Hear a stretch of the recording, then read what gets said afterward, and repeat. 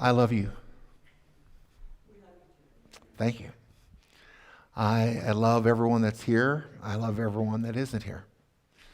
And when Danelle and I felt like God was opening up the door for us to live here and retire here, and that was our plan, that was our goal, and we reached that plan and reached that goal, and then all of a sudden, poor Steve and Donna had to leave, and you needed somebody really effective and good and funny and wonderful, and you couldn't find him, but I applied, and it's just been glorious. I'll say to you, living up in the mountains is not just all fun, is it? I thought it might be, you know. Every time I've come up here, I've usually stayed with Neil and Kathy and stayed up in their loft, and it's been fabulous. And Neil cooked great food, and I fish all day or not or whatever. And then moving up here and becoming you people are a lot of work, you know. There's a lot going on, a lot of stuff happening. And I've really grown to love and fallen in love with this church. Sometimes there's 10 or 15. Here in the winter, we've had several Sundays with 30 plus people, and that's exciting. And I'm a natural church builder. I'm always interested in what we can do to advance the gospel, advance the kingdom, and help the church to grow. And I've watched that happening here. But there's some things we need to talk about. So the first thing I want to ask is, everybody here who was perfect and never sinned, can I get you to stand up, please? The sermon today will be about lying, okay? That's what we're going to do. I'm only standing because I don't have a place to sit down. No one's perfect, right? And even if we try to be, even if we act like we are, we're not. Everybody makes mistakes. I thought this was interesting. All this is just kind of getting us warmed up for what we're going to talk about. A friend of mine this past week from the church in Houston sent this email, and I thought I'm talking about, you know, things that are different. I didn't know I would buy a house without a garage. That was the dumbest thing. But man, now, if you've seen my garage, it's like a palace. It's fantastic. I've told it I want to be buried in there or something, you know. All right. Snow can be difficult. Ice can be difficult. The temperatures can be, the roads can be difficult. And I don't know that I was prepared for all that. I thought somehow it would all just happen, you know. So that's okay. But I got this, but we're learning, aren't we? We're doing better.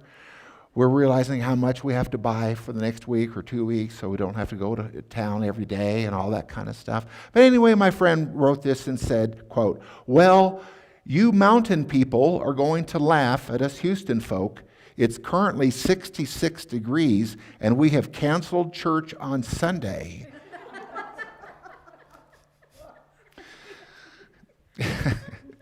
Seriously. For real.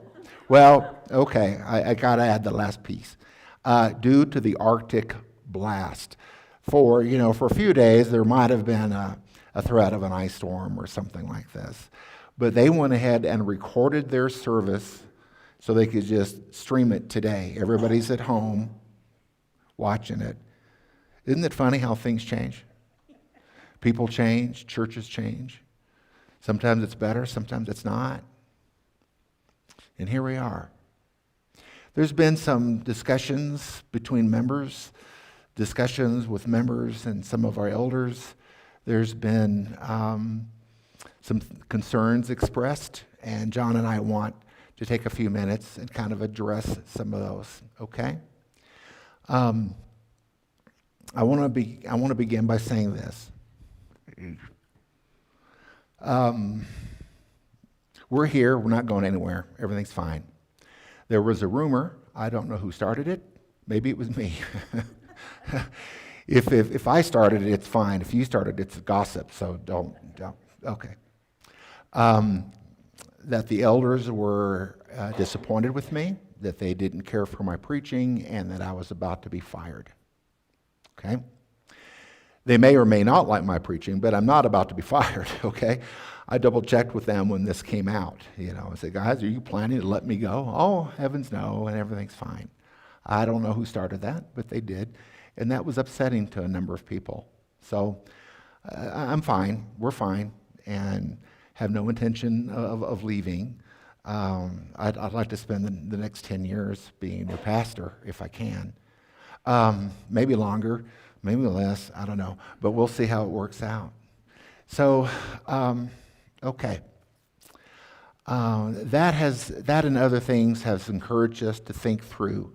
We've had input from people. We've had thoughts and ideas and suggestions. And so here's some of the things that we want to begin doing that we believe is a proactive way of making our church stronger and better and so forth.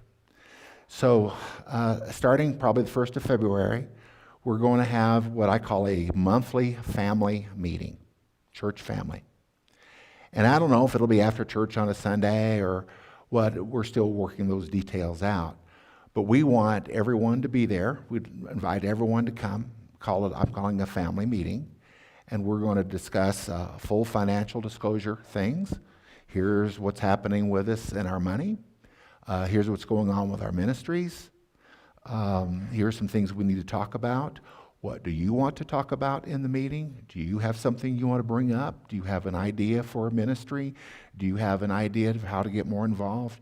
The family meeting is going to be like that. There'll be an agenda, but it's to inform you. It's to keep information flowing to our people about things that are important, things that are going on. So I may sing some songs during that just to help. Please, no. You know what this is? Who can tell me what this is with a green light? What's this? It's a microphone. You know what it does? It sits in my pocket so we can get it out on the internet. And sometimes when we're singing and other stuff, I forget to turn it off. And last week, we went through the whole service with my not for remembering to turn. So I was singing for the whole thing. Look at my wife. She knows. Look at her. She's up there. Oh, And Charlie and Libby went home, and I guess they listened to the service and laughed. They said they were on the floor laughing. That's maybe an exaggeration.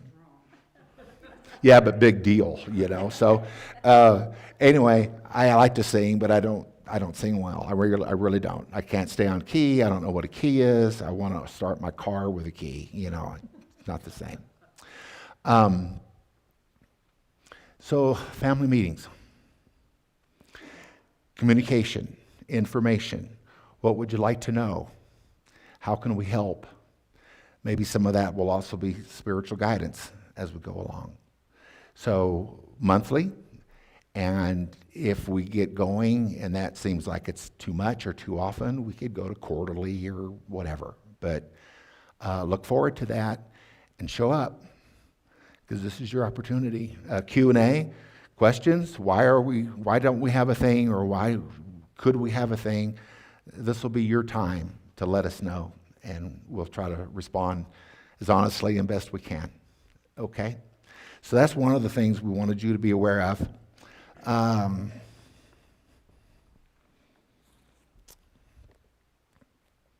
The humorous part of me always seems to come through. The serious part of me sometimes is struggling. So let's see. What else did I want to talk about?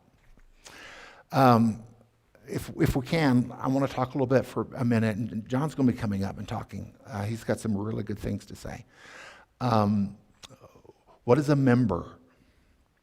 How do we determine who our members are? We have folks that float in and out and come and go, and that's fine. They're busy, and I'm not criticizing that. But how do we really know who a member is?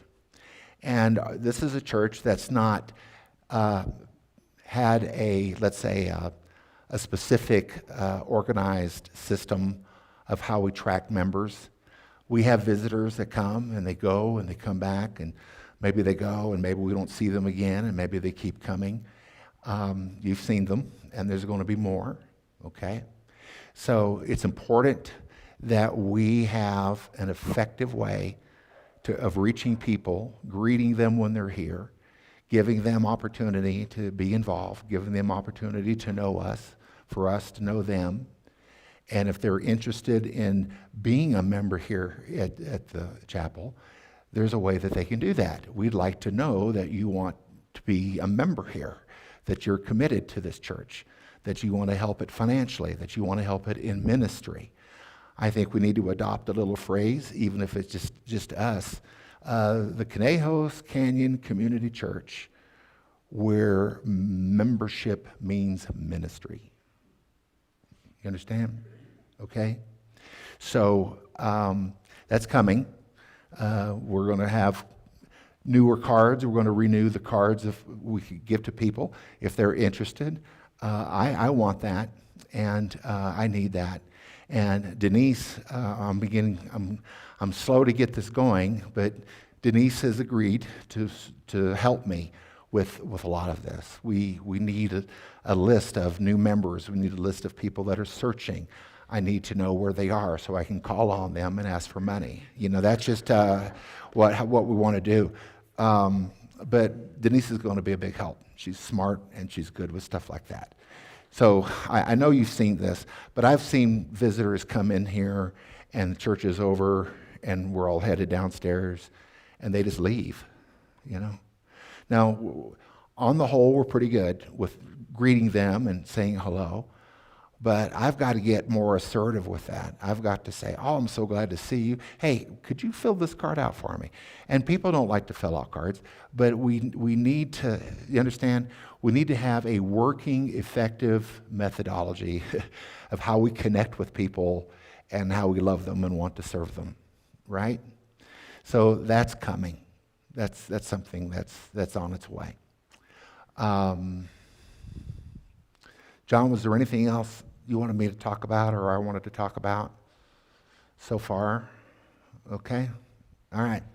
So I'm not preaching, but I did want to have us read this text from the Bible. This is my little New Testament. I've had it 50 years.